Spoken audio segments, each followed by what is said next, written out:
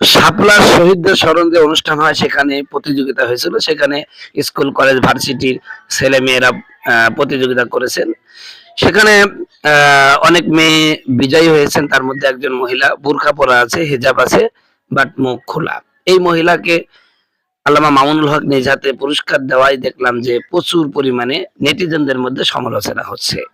কারণ তিনি একজন মুখ খোলা মহিলাকে তিনি কেন পুরস্কার দিলেন, বেপর্দা মহিলাকে মঞ্চে তুললেন কেন? তো মামুনুল হক সাহেব একটা সুন্দর জবাব দিয়েছেন যে দেওবন্দের বড়দের মজবুরের ছবিকে দলিল বানিয়ে জায়েজ প্রমাণ করেছেন তিনি।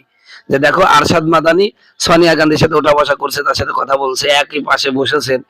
তো উনি যেরকম উপায় নাই তাই বসতে হয়েছে, ঠিক তদ্রুপ ভাবে মামুনুল হকও বলছেন আমও উপায় নাই তাই বসেছি। অতএব এটাকে নিয়ে এত কথা বলার কি দরকার? তারপরে মেয়েটা তো একদম বিপর্দা না, তার বোরকা আছে, হিজাব আছে, খালি মুখটা খোলা। আর এই মুখ খুলবে না ঢাকবে এই ব্যাপারে তো মতবিরোধ আছে আলেমদের মধ্যে। অতএব এটা নিয়ে এত চুলকানির কোনো দরকার আসে না। সাফ জবাব দিয়েছে মামুনুল হক, খুব ভালো হয়েছে।